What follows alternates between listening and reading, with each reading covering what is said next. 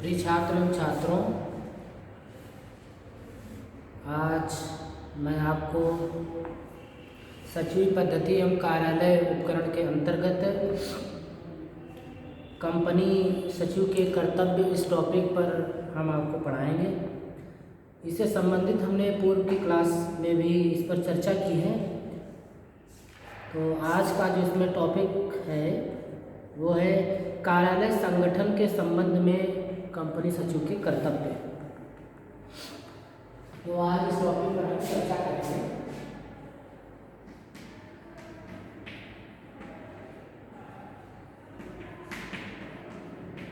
कार्यालय संगठन के संबंध में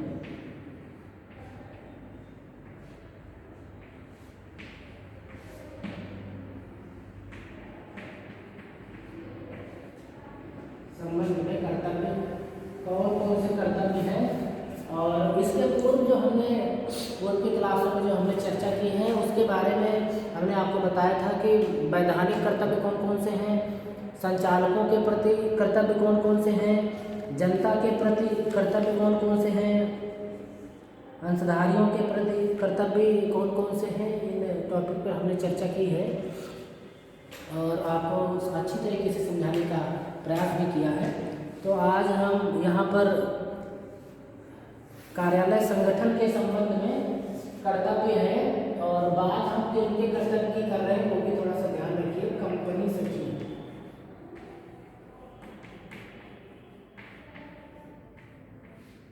है ना, कंपनी सचिव के बारे में हम बात कर रहे हैं। तो इन कर्तव्यों को आज हम आपको यहाँ पर बताने का प्रयास करेंगे। मैंने आपको अवगत कराया था कि कंपनी सचिव संस्था का एक अधिकारी है। आप उसको सेवक भी कह सकते हैं क्योंकि उसकी नियुक्ति संस्था में कार्यों को करने के लिए की जाती है। तो संस्था में जिसकी नियुक्ति किसी कार्य को करने के उद्देश्य से की जाती है, जिसकी नियुक्ति की जाती है, वो संस्था का सेवक है, एज ए सर्वेंट होता है वो, और वो बड़ी ही निष्ठा, ईमानदारी और तन्मयता के साथ में वहाँ के कार्यों को निष्पादित करने का प्रयास करता है। तो अधिकारी है या सेवक है, किसी भी स्तर पर वो बड़े ही अच्छी तरीके से काम करता है। आप उसको अधिकारी मान सकते हैं, आप उसको सेवक भी कह सकते हैं।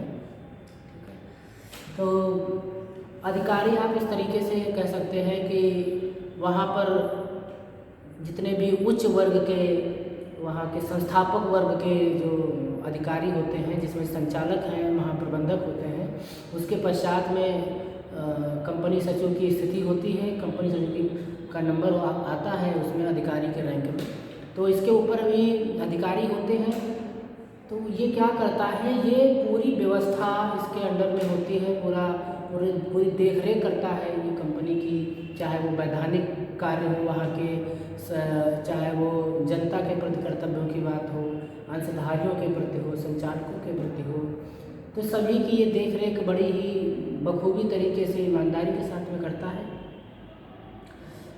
तो यदि आप ये चाहते हैं कि कार्यालय का दायित्व, कार्यालय की जो कार्य करने की जो व्यवस्था है वो सुचारू ढंग से चलती रहे, तो कार्यालय के संगठन एवं सुशासन का दायित्व जो है वो सचिव के ऊपर होता है। तो जो कार्यालय है वो अच्छी तरीके से सुशासन के साथ में चलता रहे, तो उसकी जिम्मेदारी कार्यालय की सचिव को दी जाती है कि आपको ही इसको चलाना है। तो सचिव सचिवी कार्यालय का प्रधान अधिकारी होता है। उसको ये पता होता है कि सचिवी पद्धति के अंतर्गत किस प्रकार से कार्य किया जाता है, उसकी क्रियाकलाप के बारे में उसको पूरी जानकारी होती है। तो इसीलिए कार्यालय के अंतर्गत जितने भी अधीनस्थ डिपार्टमेंट होते हैं, विभाग होते हैं, वो सभी कंपनी सचिव के अंडर में आते हैं, जिसके अंतर्गत आपका अर्थ विभाग, पत्र व्यवहार विभाग, अर्थ विभाग से मतलब है वित्त विभाग जो है, इसका लेखा विभाग जिसको आप कहते हैं, वित्त विभाग है आपका, पत्र व्यवहार विभाग है और फाइलिंग विभाग है। तो ये सभी इनके अंडर में आते हैं और उनको सचिव की जिम्मेदारी होती है कि वहाँ पर उनके द्वारा इस तरीके से काम कराया जाए कि वो सुव्यवस्थित ढंग से और सुशासन के साथ में हो, उसमें सभी लोग व्यवस्थित तरीके से एक सचिवी पद्धति के क्रम में काम करें। अब सचिवी पद्धति का ये प्रधान होता है, मास्टर होता है, चीफ होता है उसका, तो इसको ये ज्ञात होता है कि किस तरीके से किसी कार्य को कराने की क्या कार्य प्रणाली होती है। तो इससे गलती बिल्कुल भी नहीं होती है, बहुत ही सावधानीपूर्वक संयमित ढंग से ये काम करता है और करवाता भी है अपने नीचे जितने भी अधीनस्थ कर्मचारी होते हैं। तो आज हम इसीलिए यहाँ पर आपको ये सिखाने का प्रयास करेंगे, समझाने का प्रयास करेंगे कि कार्यालय संगठन के प्रति इसके कौन कौन से दायित्व होते हैं, उन दायित्वों की हम यहाँ पर चर्चा करेंगे। तो सचिव का यह कर्तव्य होता है कि वह सभी विभागों में सभी विभागों को उचित ढंग से संगठित करें, है ना। ये कर्तव्य है उसका। विभाग तो बहुत सारे हैं और दोनों में जितने भी सारे विभाग हैं उन सभी को संगठित करने का, यूनाइट करने का जो दायित्व होता है वो कंपनी सचिव का होता है। क्योंकि यदि कंपनी के जितने भी डिपार्टमेंट हैं वो संगठित नहीं होंगे तो तब तक एक अच्छी तरीके से काम हमारा समय से पूरा नहीं किया जा सकता है।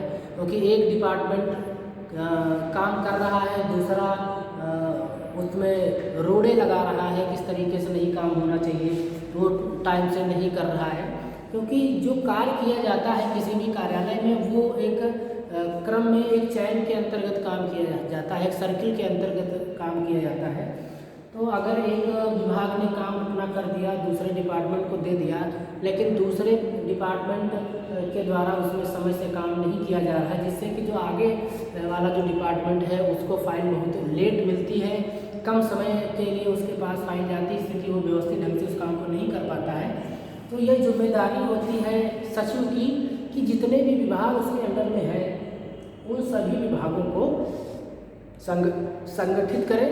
संगठित क्या आप कह सकते हैं कि सुसंगठित करें, अनुशासन व्यवस्था बना करके रखें उनमें, और ताकि वो सभी लोग एक क्रमबद्ध तरीके से काम कर सकें। तो उसकी जिम्मेदारी ये होती है निजी सचिव की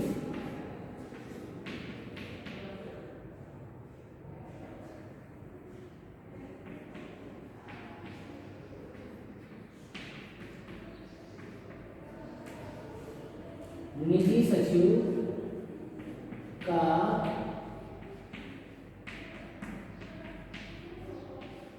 यह कर्तव्य है कि वह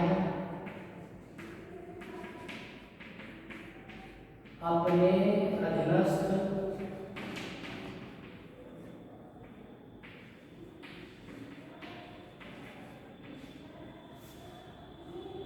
सभी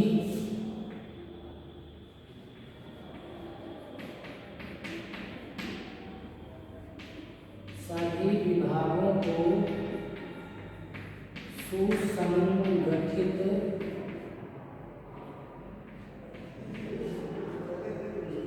सुसंगठित करें। ठीक है, सभी विभागों को सुसंगठित करें, यह जिम्मेदारी हमारी कंपनी सचिव की होती है।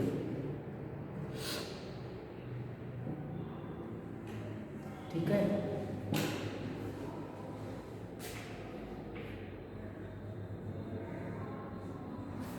तो सुसंगठित करने की जो जिम्मेदारी है वो जिम्मेदारी हमारी कंपनी सचिव की होती है।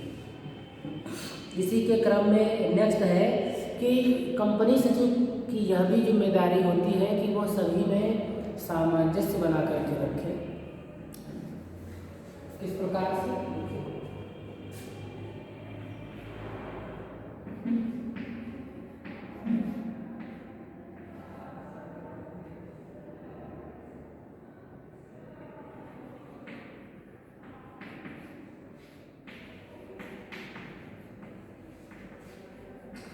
कंपनी सचिव का यह भी दायित्व है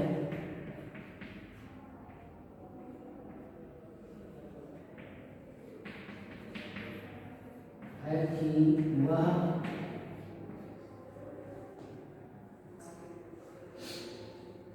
कंपनी सचिव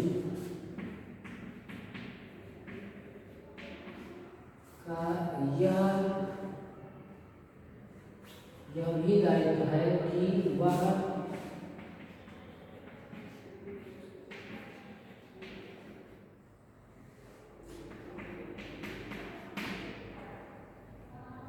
सभी विभागों में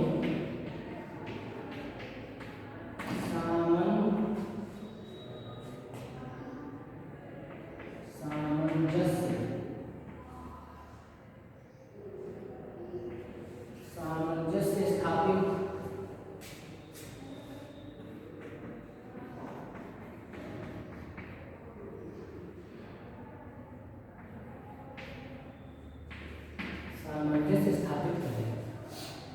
सामंजस्य का मतलब है कि तालमेल होना चाहिए। सामंजस्य का मतलब है कोऑर्डिनेशन।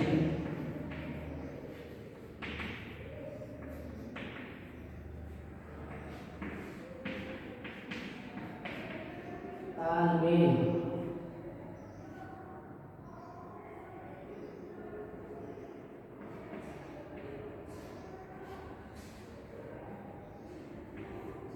तालमेल होता है कोऑर्डिनेशन का मतलब। कोऑर्डिनेशन होना चाहिए। जब सभी विभागों में कोऑर्डिनेशन है तो वो मिलजुल करके किस काम को कैसे करना है कि आउटपुट हमारा जल्दी आ जाए और रिजल्ट अच्छा है। तो जब सभी मिलजुल करके काम करेंगे, इसको इस तरीके से कर लेते हैं कि हमारा जो है लॉस भी ना हो, इनकम ज़्यादा जनरेट हो, एक्सपेंस कम हो। तो ये तालमेल बिठाना ये जिम्मेदारी है हमारी कंपनी सचिव की।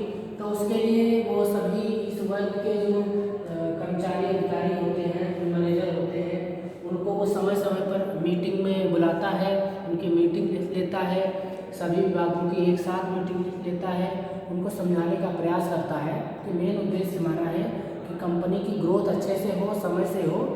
तो कैसे भी आप करें, मिलजुल करके अच्छी तरीके से काम करें, जिससे कि किसी प्रकार की कोई समस्या ना आए और हमारी कंपनी जो है वो कम समय में अच्छे से ग्रोथ कर सके। तो ये जिम्मेदारी हमारी कंपनी सचिव की होती है कि सभी विभागों में सामंजस्य बना करके रखें, तालमेल बना करके रखें, जिससे कि लोग न्यूनतम व्यय पर अधिक कार्यक्षमता से काम कर सकें।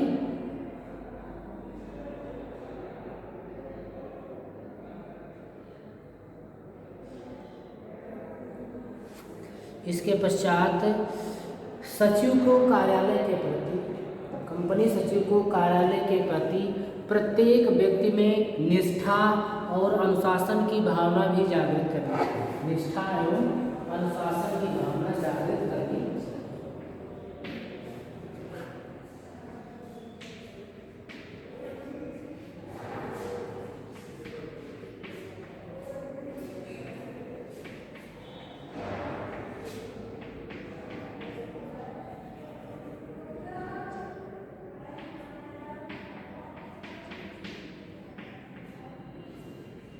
कार्यालय के प्रत्येक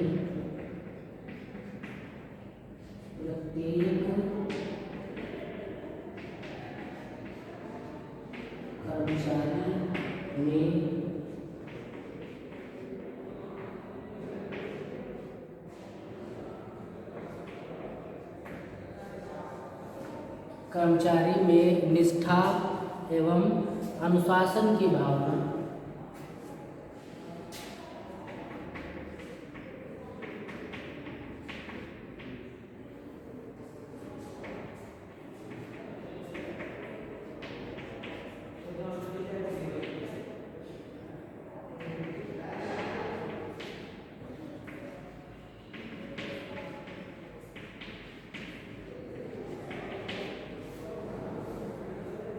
सभी कर्मचारियों में निष्ठा एवं अनुशासन की भावना जागृत होनी चाहिए।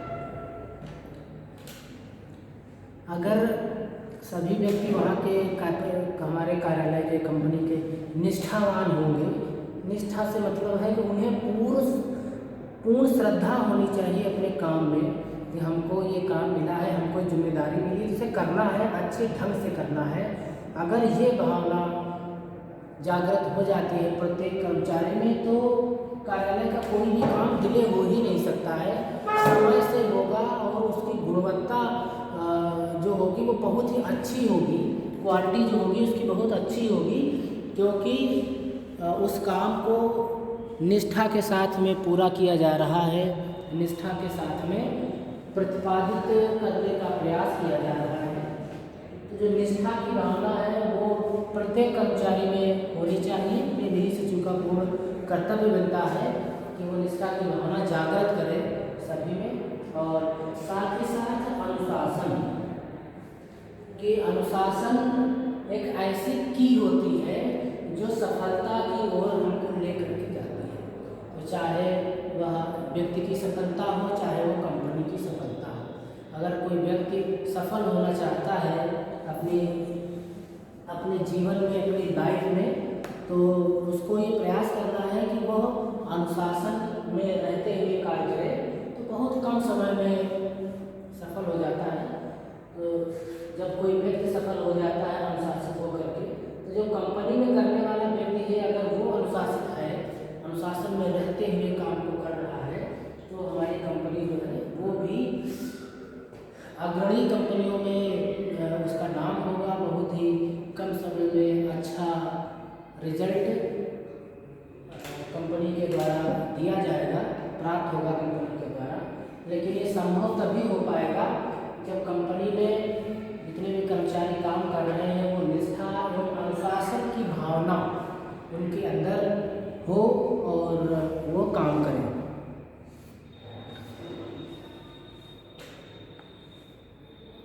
साथ ही साथ सचिव का यह भी कर्तव्य है कि वह कार्यालय में श्रम बचत यंत्रों के प्रयोग को बढ़ावा दें ताकि न्यूनतम समय में अधिक कार्य किया जा सके।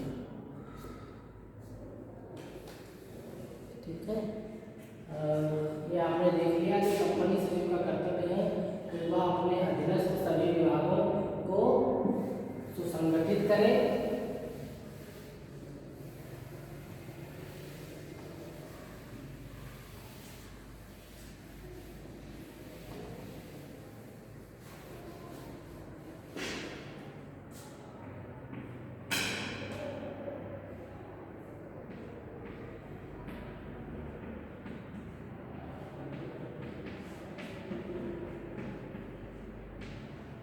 कंपनी सचिव का यह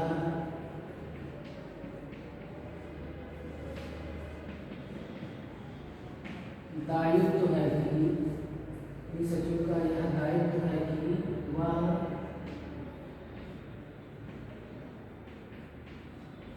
अपने कार्यालय में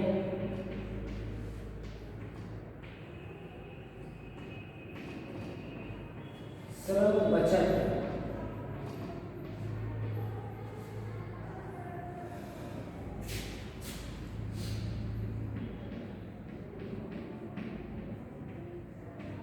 यंत्रों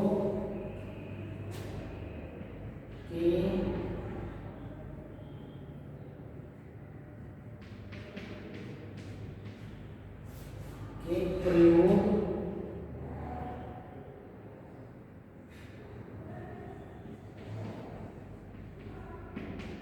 को बढ़ावा और बल दें।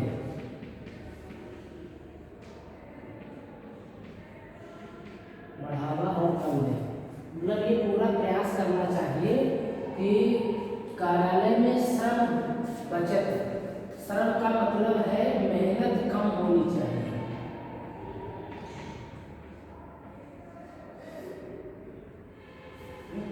मेहनत कम होनी चाहिए, मेहनत बचे, कम मेहनत करनी पड़े और आउटपुट हमारा ज़्यादा है, ऐसे यंत्रों का प्रयोग कंपनी सचिव के द्वारा करने का बल देना चाहिए और उनको बढ़ाना चाहिए, यंत्रों को बढ़ाना चाहिए। और जब यंत्र आपके पास है तो ये बल देना चाहिए, प्रयास करना चाहिए कि सभी लोग उन बचत यंत्रों का, श्रम बचत यंत्रों का प्रयोग करें। श्रम बचत का मतलब है ऐसे कंपनी में टाइपराइटर है तो टाइपराइटर में बहुत दिक्कत आती है काम करने में।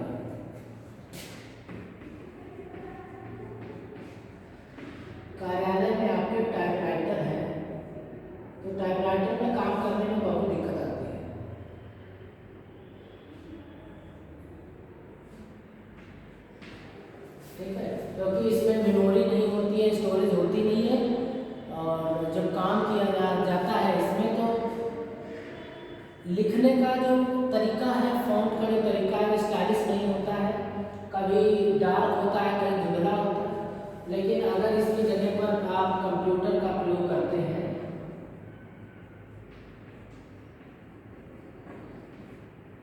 तो बहुत ही आसानी से हम उसको अपने सिस्टम में स्टोर करके रख सकते हैं। उस फाइल को कई वर्षों तक रख सकते हैं। जब चाहे तो आप उसमें परिवर्तन करके उसका प्रिंट आउट निकाल सकते हैं। तो स्टोरेज होता है, फॉन्ट बहुत बढ़िया टाइप होता है, फॉन्ट स्टाइलिश होते हैं इसमें। तो ये प्रयास करना चाहिए कि इस, जैसे मैंने बताया कि श्रम बचत यंत्र जो है, जिससे मेहनत कम लगे और जो मेहनत हमारी, जो काम हमारा 1 घंटे में हो रहा है, अगर वो 20 मिनट में हो जाता है तो हमारा जो 40 मिनट है उसको हम किसी और कार्य में लगा सकते हैं, जिससे कि जो गुणवत्ता है हमारे कार्यालय की वो भी बनी रहती है। साथ साथ उस व्यक्ति के द्वारा कम समय में ज़्यादा कार्य करने की जो इफ़िशियंसी है वो भी उसमें डेवलप हो जाती है। तो जब वो व्यक्ति कम समय में ज़्यादा कार्य करता है तो हमारा जो कंपनी का जो एक स्तर है, जो एक मानक है, जो पहले से निर्धारित था कि 8 घंटे में इतना ही काम होगा, वो 8 घंटे में 1.5 गुना काम, 2 गुना काम इसमें हो जाता है। तो अगर ऐसे प्रयास किया जाएगा तो कंपनी की जो गुणवत्ता है वो बहुत ही जल्दी चरम स्तर पर पहुंचेगी और कंपनी हमारी सफलता की तरफ अग्रसर होगी। तो आपने ये देखा कि कार्यालय संगठन के संबंध में कंपनी सचिव के और कौन से कार्य हैं जो किए जाते हैं कंपनी सचिव के द्वारा, जिसमें आपने देखा कि कंपनी सचिव का दायित्व है कि कार्यालय में श्रम बचत यंत्रों का प्रयोग करें। साथ ही साथ आपने देखा कि कंपनी सचिव का कर्तव्य ये होता है कि वो जितने भी उसके अधीन विभाग होते हैं उन विभागों को संगठित करे, यूनाइट करे, उनमें यूनिटी की भावना हो, जिससे कि काम बहुत ही अच्छी तरीके से हो सके, काम बहुत ही A1 नंबर से अच्छी क्वालिटी के साथ में हो सके। तो संगठित होना बहुत जरूरी है, संगठित होना बहुत जरूरी है, संगठन की भावना बहुत जरूरी है, क्योंकि आपको पता है कि जब कोई व्यक्ति संगठित होता है तो वो बहुत अच्छी तरीके से वो कार्य कर पाता है। जैसे आप देखते हो कि फैमिली होती है, तो अगर किसी पर्सन के 4 पुत्र हैं, 4 लड़के, मान लो ए है और ये ए के 3 पुत्र हैं, 3 बालक हैं, है ना, C1, C2, C3 ये उनके पुत्र हैं। तो अब अगर जब तक ये एक फैमिली में एक साथ रहते हैं तब तक ये किसी भी काम को बहुत ही कम समय में अच्छी तरीके से कर पाते हैं, है ना, कोई काम इनका रुकता नहीं है। लेकिन जैसे ही अपनी फैमिली अलग कर देते हैं, C1 अलग है, C2 अलग है, C3 अलग है, तो इनके जो काम करने की इफिशियंसी है वो बहुत कम हो जाती है, ये काम कर नहीं पाते हैं। तो ये प्रयास है कि अगर सभी डिपार्टमेंट आपके कंपनी के संगठित है और एक साथ काम कर रहे हैं मिलजुल करके, यहाँ संगठित होने का मतलब ये है कि मिलजुल करके काम करना है, कोई काम पेंडिंग ना रहे, समय से सभी कामों को पूरा किया जाए। तो संगठन की भावना सभी में होनी चाहिए। उसके पश्चात है, अगर संगठित है और सभी में सामंजस्य की भावना है, कोऑर्डिनेशन है कि ये काम हो गया है तो अब ये काम कहाँ किसके द्वारा किया जाएगा, वो सभी मिलजुल करके अगर काम कर रहे हैं, कोऑर्डिनेशन के साथ में तालमेल, मिला मिल करके तालमेल के साथ में काम कर रहे हैं, तो संगठित और साथ साथ सामंजस्य होना चाहिए। तो ये दोनों अगर लक्षण है, संगठित भी है और सामंजस्य भी स्थापित है, तो कोई दिक्कत ही नहीं आने वाली है। कंपनी सचिव बहुत ही आसानी से उस कार्यालय को चला लेता है। और हमने आपको बताया था उसके बाद में कि कंपनी में जितने भी कर्मचारी हैं सभी कर्मचारियों में निष्ठा की भावना होनी चाहिए, निष्ठा की भावना और अनुशासन होना चाहिए। निष्ठा और अनुशासन की भावना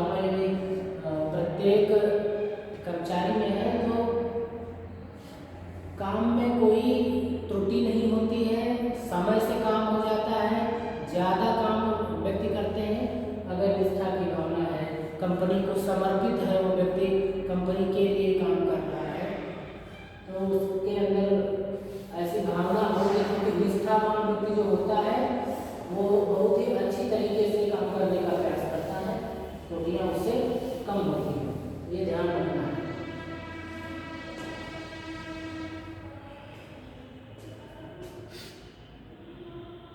और अब मैं आपको यहाँ पर कुछ और पॉइंट के माध्यम से समझाना चाह रहा हूँ। यहाँ पर जैसे ये तो एक संगठन के प्रति दायित्व है ना। अब कुछ अन्य श्रेणी में अगर कार्य है तो वो भी कंपनी सचिव को करने पड़ते हैं। और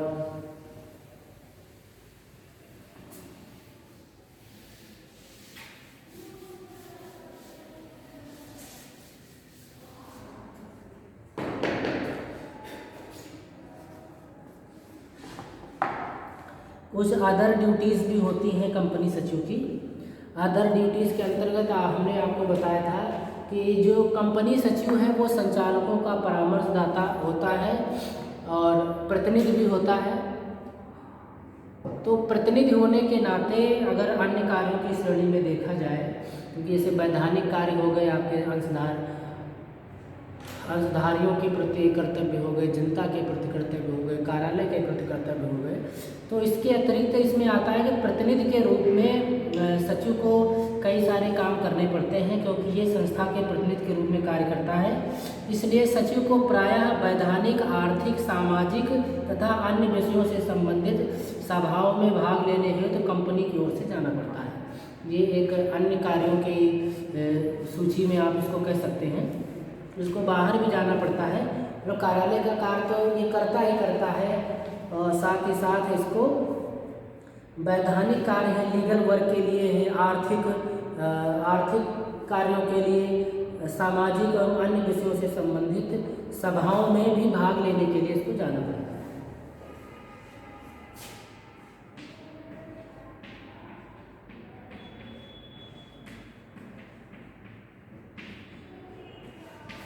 कंपनी सचिव को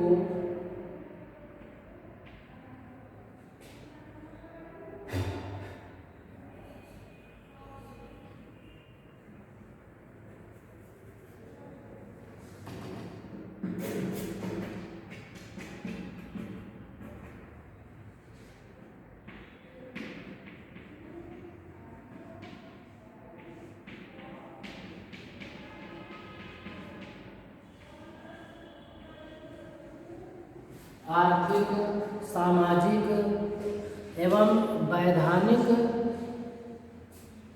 कार्यों को पूरा करने के लिए कंपनी सचिव को आर्थिक, सामाजिक,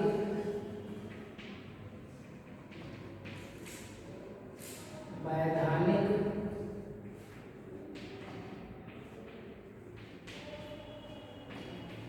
कार्यों को पूरा करने के लिए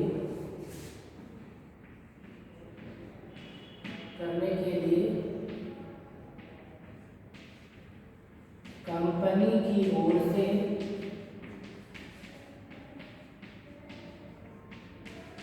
सभाओं में भाग लेना पड़ता है, भाग लेना पड़ता है।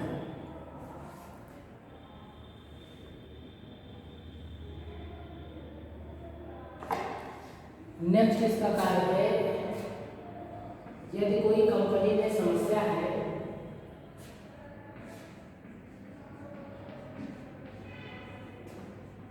कंपनी में किसी प्रकार की समस्या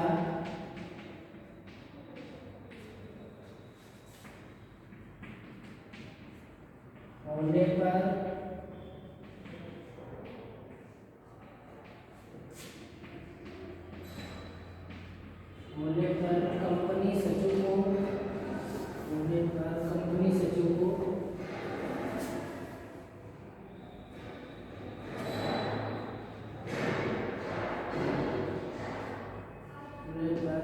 कंपनी सचिव को आवश्यक कदम या कह सकते हैं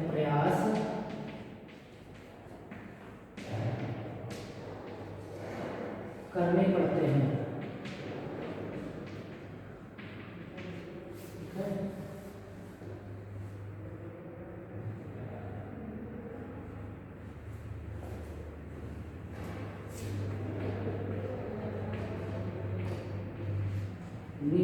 हेतु, ठीक है, निवारण हेतु आवश्यक कथनीय प्रयास करने पड़ते हैं।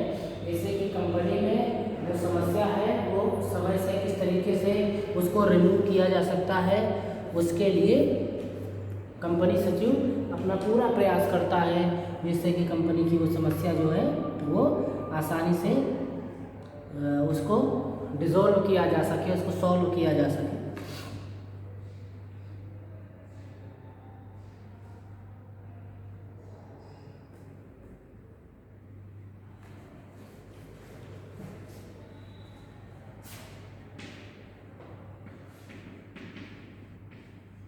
संकट के समय में, अगर कोई संकट है हमारी कंपनी पर, तो संकट के समय में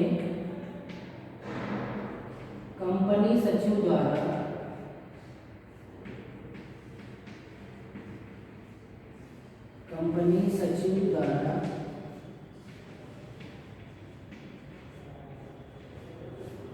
कंपनी के हितों की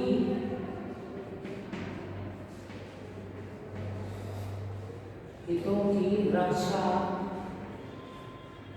कंपनी के हितों की रक्षा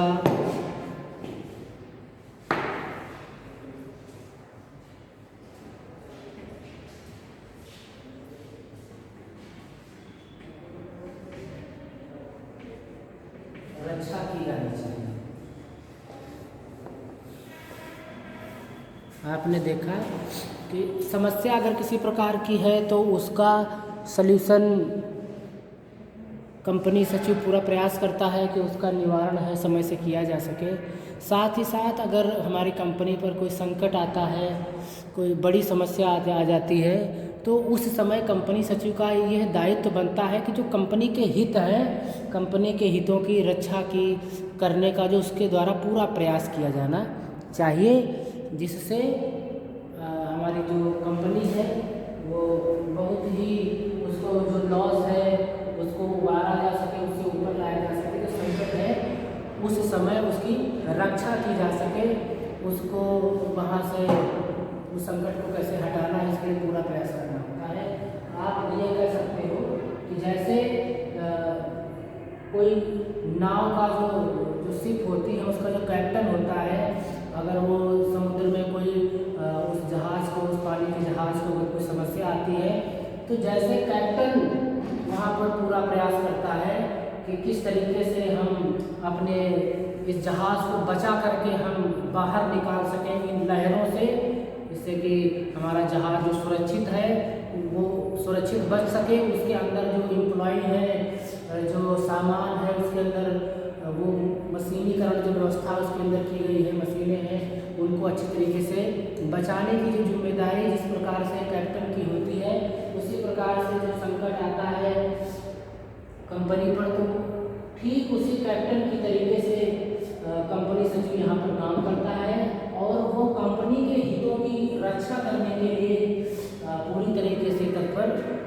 रहता है और पूरा हर क्षण प्रयास करता है कि कंपनी के हितों की रक्षा की जा सके और कंपनी को अच्छी तरीके से फिर से अपनी लाइन पर लाने के लिए जो प्रयास करना पड़ता है वो करता है। तो आपने देखा कि ये कुछ अन्य कार्य हैं, ये भी कंपनी सचिव को करने पड़ते हैं। तो आपने ये अनुमान लगा लिया होगा कि मैं कई पार्ट में इसको मैं पढ़ा चुका हूँ इसके अधिकार को, कि कंपनी सचिव पर इतनी सारी जिम्मेदारियाँ होती हैं, तो ये कहा जा सकता है कि जो कंपनी की जो सफलता है वो बहुत हद तक सचिव के ऊपर निर्भर करती है।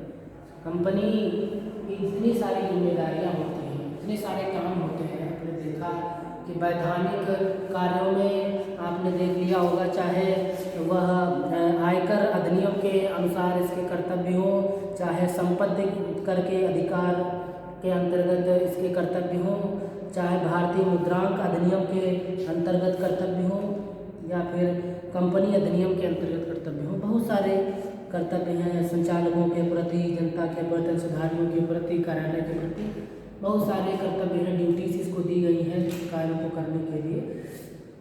तो आप यह अंत में कह सकते हो कि कंपनी सचिव के द्वारा जो कंपनी की जो सफलता है वो बहुत कुछ इस पर निर्भर करती है।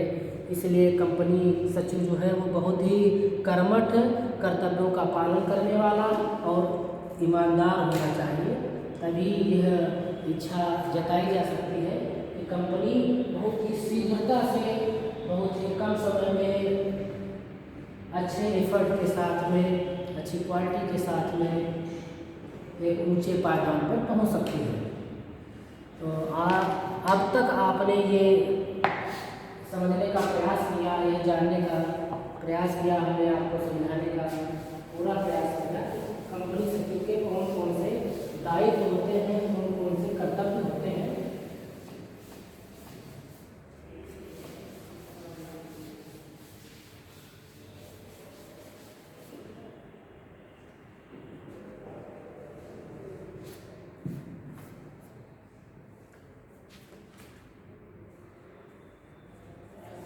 इसके अंतर्गत आपने पहले हमने आपको बताया था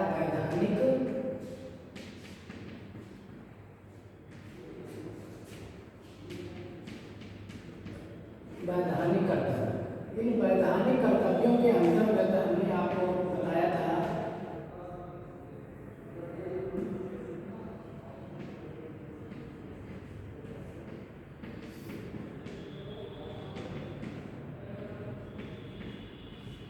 कंपनी अधिनियम के अंतर्गत कर्तव्य,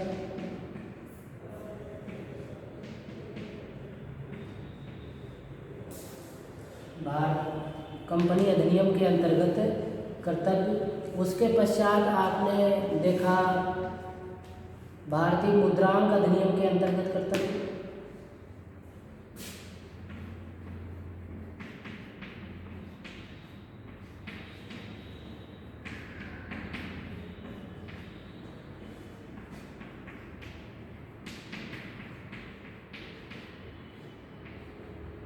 के अंतर्गत कर्तव्य।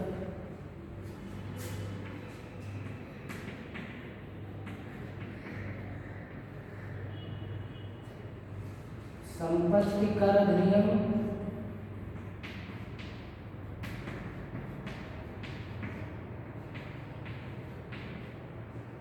नियम के अंतर्गत कर्तव्य।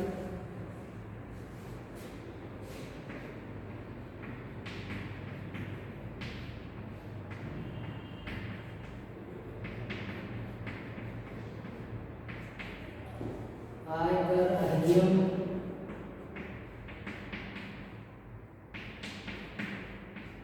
अंतर्गत कर्तव्य।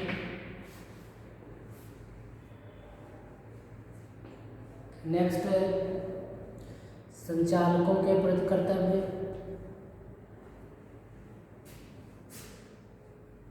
ये तो आपने वैधानिक कर्तव्य आपने देखे कि वैधानिक कर्तव्य के अंतर्गत इसके द्वारा कौन कौन से कार्य किए जाते हैं। अब उसके पश्चात था नेक्स्ट था एक ये हो गया कर्तव्य, दूसरा अभी आता है ये जो आपको जो हमने बताए इनको आप इस तरीके से देख सकते हो थोड़ा सा समझने के लिए। ये सभी हमारे वैधानिक कर्तव्य आते हैं, ये आप कह सकते हैं ए बी सी और डी। और दूसरा है इसमें एक था संचालकों,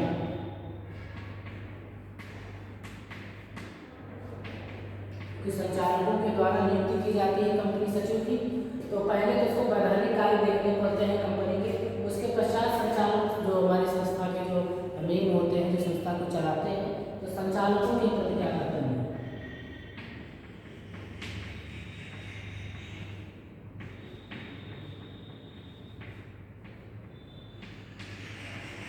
संचालकों के प्रति कर्तव्य। थर्ड था अंशधारियों के प्रति कर्तव्य।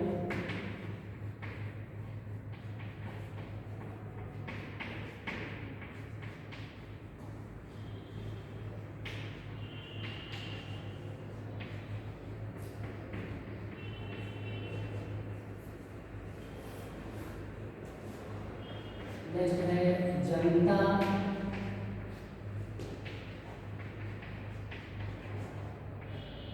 के प्रति कर्तव्य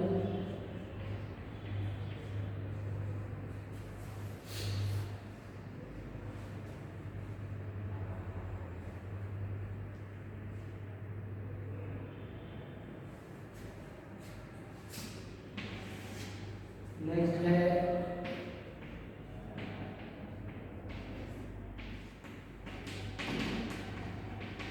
कंपनी संगठन के प्रति कर्तव्य। और नेक्स्ट था जो हमने अभी आपको बताए थे कुछ अन्य कर्तव्य।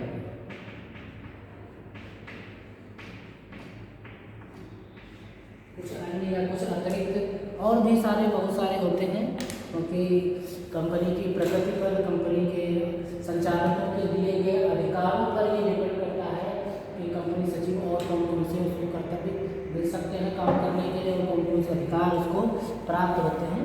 यदि संचालक मंडल के द्वारा ये अधिकार दिया गया है कि उसको और भी बहुत सारे कर्तव्यों का निर्वहन करना है, तो वो बड़ी ही आसानी से उसको लिखित में देना पड़ता है। तो संचालक मंडल चाहे तो उसको और भी अधिकार दे सकते हैं कंपनी के कार्यों और उनके दायित्वों के निर्वहन के लिए। तो पहले उनको संचालक मंडल को लिखित में देना पड़ता है। तो आपने देखा वैधानिक कर्तव्य होते हैं संचालकों के प्रति, अंशधारकों के प्रति, जनता के प्रति, कंपनी संगठन के प्रति कर्तव्य, ये कर्तव्य होते हैं। तो वैधानिक कर्तव्य इसके बहुत सारे होते हैं कंपनी अधिनियम के अंतर्गत कर्तव्य कि कंपनी कैसे, किस तरीके से कंपनी का निर्माण किया जाएगा, पार्षद सीमा नियम, पार्षद अंतर नियम और भारतीय मुद्रांक अधिनियम, जो भी वहाँ पर दस्तावेज हैं उन सभी पर मोहर लगी हुई है कि नहीं लगी है। संपत्ति कर अधिनियम के अंतर्गत, आयकर अधिनियम के अंतर्गत, तो ये इन सभी के बारे में हमने आपको अच्छी तरीके से समझाने का प्रयास किया है, आपको सब समझाया है और आपने भी हमारे साथ समझने का प्रयास किया है। तो आशा करते हैं कि आप इनको और अच्छी तरीके से पढ़ेंगे, करने का प्रयास करेंगे, जिससे कि आपको किसी प्रकार की कोई समस्या का सामना नहीं करना पड़ेगा। और जब आपसे एग्ज़ाम में ये पूछा जाएगा कि कंपनी सचिव के कौन कौन से अधिकार होते हैं, कौन कौन से उनको कर्तव्य प्राप्त हैं, ड्यूटीज़ कौन कौन सी हैं, तो आप विस्तार से एक्सप्लेन कर पाएंगे, उनको बखूबी समझा पाएंगे। तो जो इसमें एग्ज़ाम में पूछा जाता है, तो वहाँ पर कभी कभार तो ऐसा पूछा जाता है कि कंपनी सचिव के कर्तव्यों के बारे में विस्तार से समझाइए। कभी कभार तो ऐसा कह दिया जाता है कि सभी अधिकार न पूछ करके स्पेसिफिक पर्टिकुलर अधिकार पूछ लिए जाते हैं, पर्टिकुलर कर्तव्य पूछे जाते हैं। जैसे पूछ लिया कि निजी कंपनी सचिव के वैधानिक कर्तव्य स्पष्ट कीजिए, तो वैधानिक कर्तव्य में कंपनी अधिनियम के अंतर्गत कर्तव्य, भारतीय मुद्रांक अधिनियम के अंतर्गत कर्तव्य, संपत्ति कर अधिनियम के अंतर्गत कर्तव्य और आयकर अधिनियम के अंतर्गत कर्तव्य, इन चार के बारे में आपको एक्सप्लेन करना होगा। लेकिन जब आपसे पूछा जाता है संचालकों के प्रति कर्तव्य बताइए, अंशधारकों के प्रति कर्तव्य बताइए, तो आपको उनको अलग अलग डिफाइन करना होगा, है ना। तो आपको सभी नहीं करने हैं, जिनके बारे में पूछा जाए सिर्फ आपको उन्हीं के बारे में एक्सप्लेन करना है। लेकिन जब आपसे कहा जाता है कंपनी सचिव के कर्तव्यों का विस्तार से उल्लेख कीजिए, विस्तार से समझाइए, कंपनी सचिव के क्या कर्तव्य हैं स्पष्ट कीजिए, तो आपको ये सभी कर्तव्य एक साथ आपको समझाने होते हैं, एक साथ आपको बताने होते हैं। तो ये थोड़ा सा जो टॉपिक था थोड़ा सा बड़ा हो गया, क्योंकि बहुत सारे कर्तव्य होते हैं, हमने आपको इसमें समझाने का प्रयास किया है। तो आप इनको नोट्स के रूप में अपने कॉपी पर एक बार लिख लेंगे। लिखने के पश्चात आपको बस इन्हें 2-4 बार पढ़ना है। पढ़ने के पश्चात आपको क्या करना है, जब कभी भी आपके पास में खाली समय हो तो बिना नोटबुक में देखे हुए आपको इनको थोड़ा सा रिमाइंड करने का प्रयास करना है। आप ये मानिएगा कि आप ही कंपनी सचिव है, तो अब आप कंपनी सचिव के पद पर आसीन है, किसी कंपनी में है, ऐसा इमेजिन आपको करना है। और यह उस समय सोचना है कि हमको कौन कौन से कर्तव्य हमारे पास हैं, ड्यूटीज़ हमारी क्या क्या हैं, है ना। तो सबसे पहले आप इमेजिन कीजिए भारतीय कंपनी अधिनियम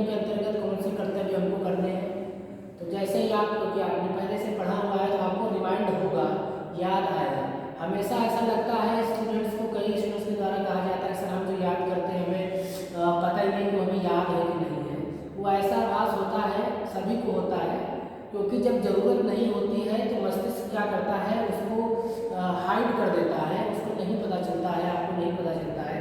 लेकिन जैसे ही हमको ज़रूरत पड़ती है तो तुरंत वो हमारी स्मृति शक्ति में आ जाता है, हमारे स्मरण में आता है कि हाँ ये चीज़ ऐसी होनी चाहिए, ऐसी ही होती है।